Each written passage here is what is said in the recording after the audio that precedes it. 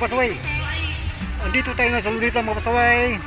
Ngayon po ay June 11, 2024 mga pasaway, kung saan gaganapin ang Independence Day mga pasaway. Marami pong activities dito mga pasaway. So tara mga pasaway, gagala ko kayo. Yan, nandito tayo.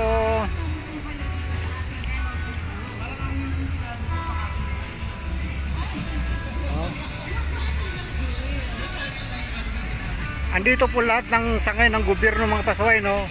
Lahat ng activities dito mga pasaway, lahat ng sangay ng gobyerno makikita nyo dito mga pasaway, lalo na yung Armed Forces of the Philippines mga pasaway, Philippine National Police mga pasaway, mga DILG mga pasaway, lahat ng mga equipment nila mga pasaway, pwede mo hawakan mga pasaway. Kaya tara na mga pasaway, no? Minsan lang ito nagaganap mga pasaway, taon-taon nga naman, pero minsan lang, taon-taon nga pasaway. Kaya taon-taon mo mahawakan lahat ng mga equipment ng mga pulis mga pasaway, mga pulis, lahat ng equipment nila mga pasaway. So tara mga pasaway, igagala ko kayo mga pasaway. Let's go mga pasaway.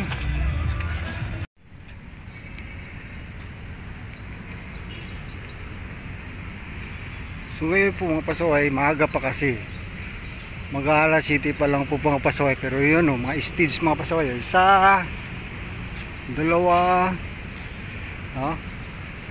meron dito atapang na tao.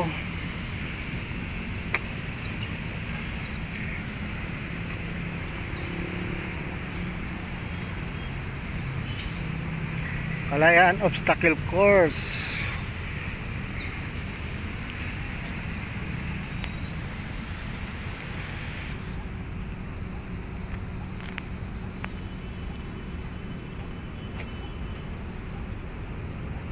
May pa-sport po pala dito mga pasaway, no? Obstacle course, kalayaan, no?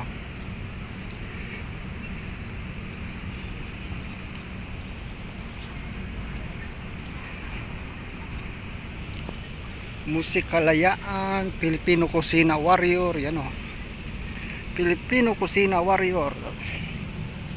Tapos Musik Kalayaan, concert yan mga pasaway.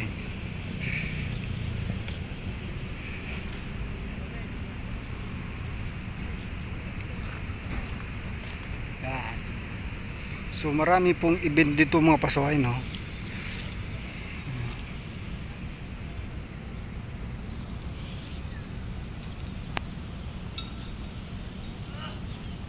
Yan, ilang stage ba to? Isa, dalawa, tatlo, apat, limang stage po mga pasaway, no? Iba-ibang event po yan mga pasaway. May mga pasiklaban, no? So tara mga pasaway, mamaya balik tayo dito. Doon naman tayo sa may fountain mga pasaway. Tara.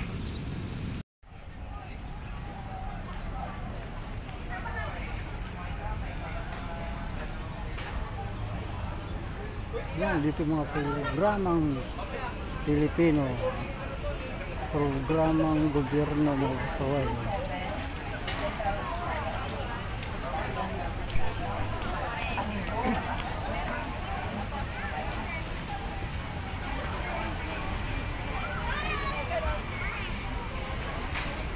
Iba't programang ang gobyerno dito mga pasaway. Yan, Philippine Insurance.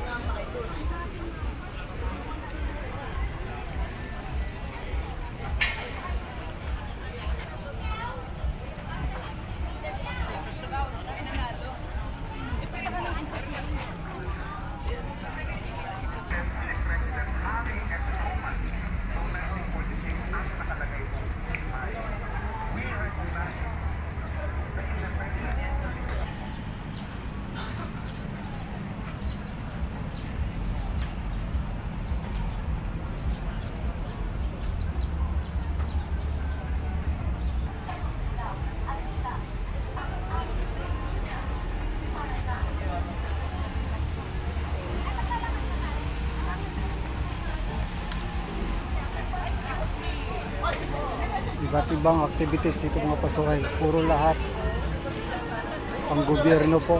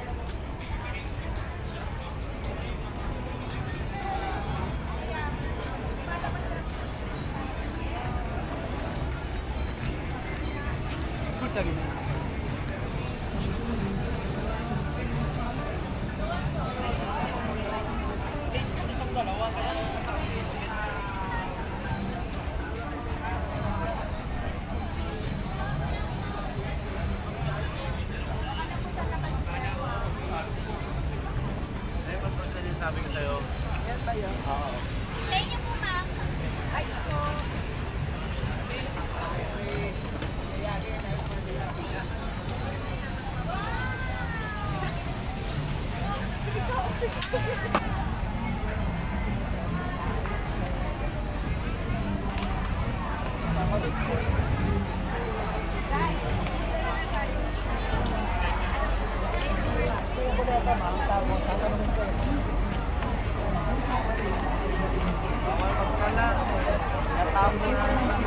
Bawal po tayo nagkakalat. Meron po tayong basurahan doon. Pwede natin nagkakalat.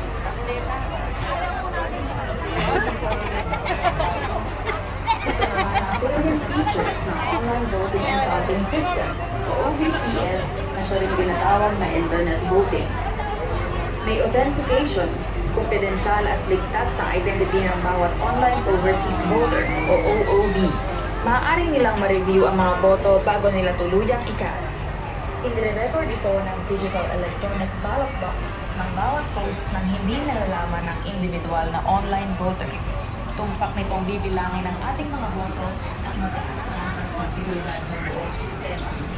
Accessible ang internet voting sa iba't ibang device. Ito ay transparent, compliant sa standards at ligtas. Sa pagbasa ng boto, may recovery features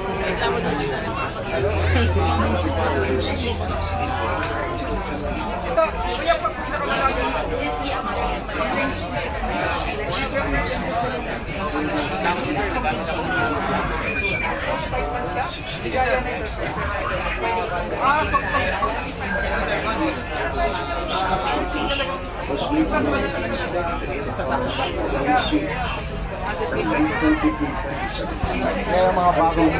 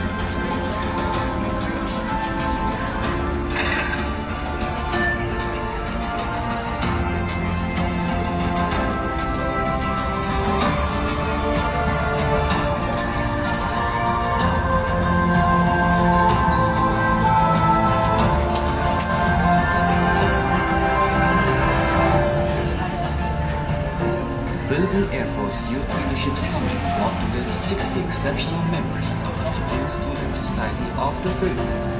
These young individuals filled with passion and determination. The PCT is also responsible for implementing non-sexual pollution, prevention, mitigation, control, enhancing PCT's capability of adequate response operations, and enforcement of all marine environmental laws and regulations.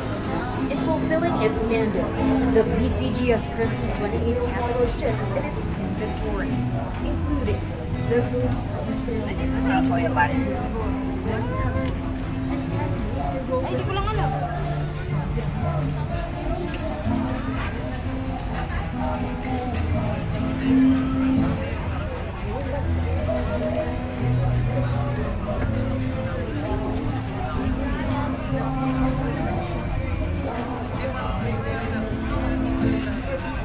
Basta ingat kayo. Ingat na kayo, Dad. Ingat lang po kayo. Check nyo sa mga puso. Okay.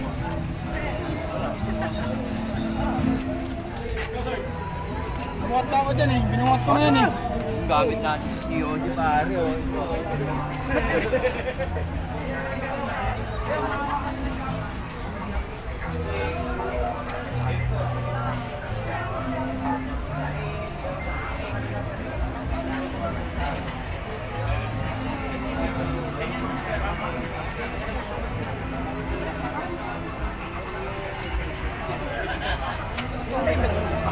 Gusto ko yun.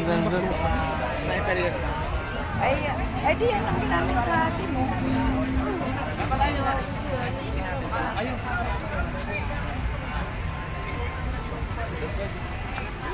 Sana sir. Panglaban sa China. Oh. Yan yan. Asan yung mga magalinaw? Ano ba? Ay, magkakapicture kayo dito kapag kasama yung Ika? Sino mahawak, sir? Sir, pwede mahawak?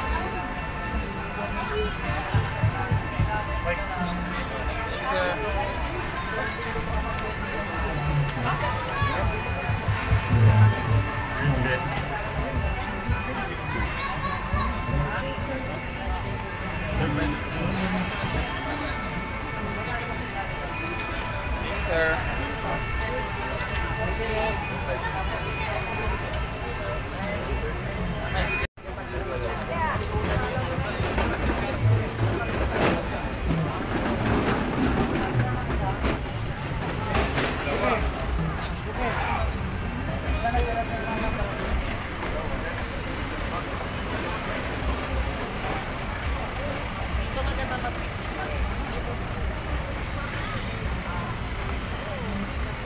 Yan, panglaban natin sa China ng mga pasaway. Oh.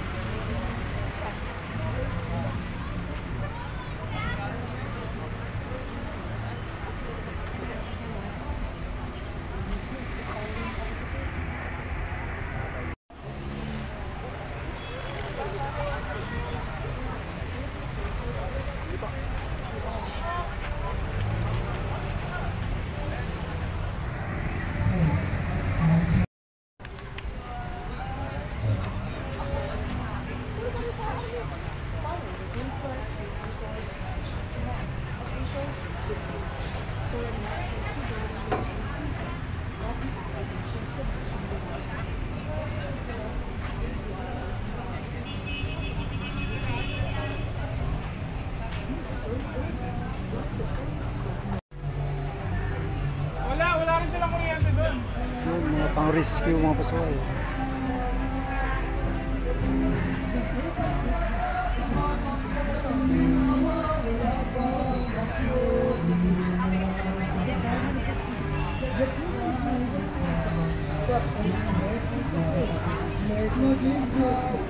American safety, American search and rescue, and the environmental protection. It's maritime security operations focusing on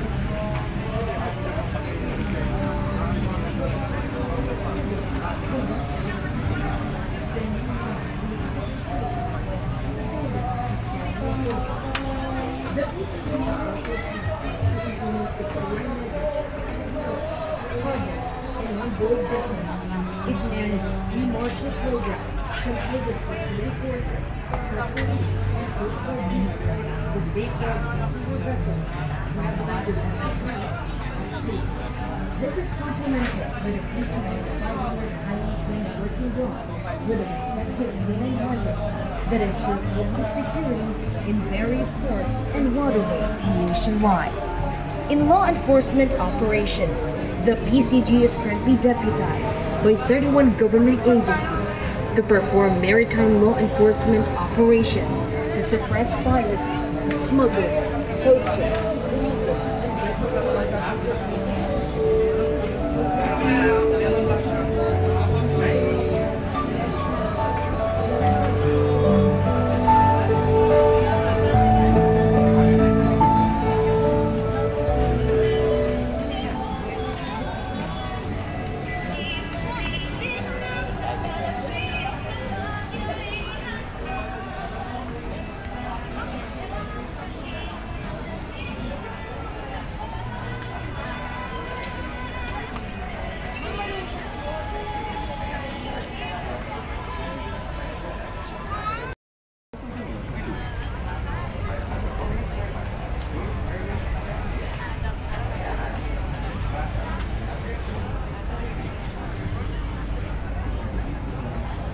So yun lang po mga pasaway, no? Yun lang ang mga highlights na tuwing June 11 po yan mga pasaway. No, pwede kayo umawak. Lahat ng equipment po dito pwede po hawakan mga pasaway, no? Lalo na yung mga armas, no? Pwede po hawakan. Yan. So salamat sa inyo mga pasaway. Magandang araw at magandang gabi sa inyo. Saan makapalig ng mundo. God bless po sa ating everyone mga pasaway. Salamat mga pasaway.